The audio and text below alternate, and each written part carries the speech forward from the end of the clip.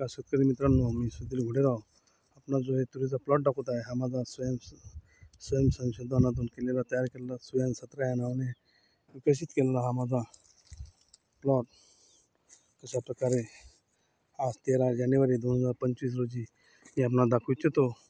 हे जे 1.5 एकराची 2 माझी शेत आहे. हे मौजा माझी मसला शेत शिवारामध्ये असून मी आपणास दाखवू इच्छितो की कशा प्रकारे या तुरीला शेंगा भरलेल्या अवस्थामध्ये आहे आणि कशा प्रकारे भरगच्च शेंगाने भरलेलं हे वाण सुयान 17 मी आपणास यूट्यूबच्या माध्यमातून दाखवण्याचा प्रयत्न करत आहे.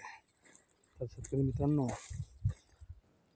पूर्ण या झुऱ्यापासून तर त्या झुऱ्यापर्यंत सेम अशाच प्रकारची तूर माझी टोटल 25-26 एकरातली तूर अशाच प्रकारची आहे. मी आपणास दाखवू इच्छितो की भरपूर फांद्यासाठी ही तूर फार वैशिष्ट्यपूर्ण असं हे वाण आहे आणि याच्यामध्ये मररोग, वांजरोग आणि ज्वारीचा काही असा प्रभाव पडला नाही आणि पडत नाही. अशा प्रकारचं हे माझं सुयान 17 वाण आहे. मी आपला व्हिडिओच्या माध्यमातून दाखवण्याचा एक प्रयत्न करत आहे.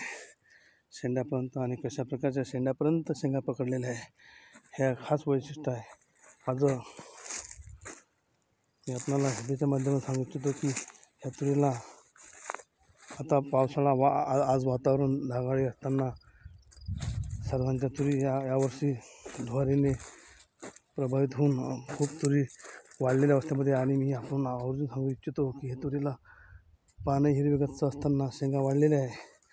आपण हे पण पाहू शकता कशा प्रकारच्या शेंगा वाढलेल्या आहे आणि पानं या तुरीमध्ये क्लोरोफिल भरपूर प्रमाणात आहे आणि हे मी आपणाला आवर्जून सांगू इच्छितो.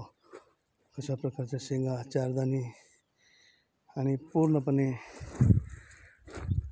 10-12 दिवसामध्ये हे तूर काटण्यास येईल.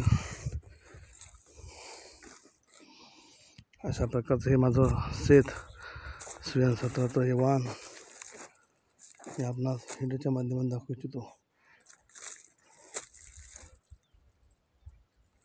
सांगण्याचा एवढाच उद्देश की या तुरीला जोड नाही हे मी आवर्जून पुन्हा एवढेच सांगतो. या तुरीला जोड नाही. जे आजकाल जे शेतकऱ्यांचं आर्थिक नुकसान होत आहे तूर वाढल्यामुळे असो की ज्वारीचा मुळे असो की हे सगळे गुण संपन्न असणारे हे माझं सुयान 17 वाण अशा प्रकारचं आहे. हाच एक व्हिडिओच्या माध्यमातून सांगण्याचा एक मी प्रयत्न करत आहे.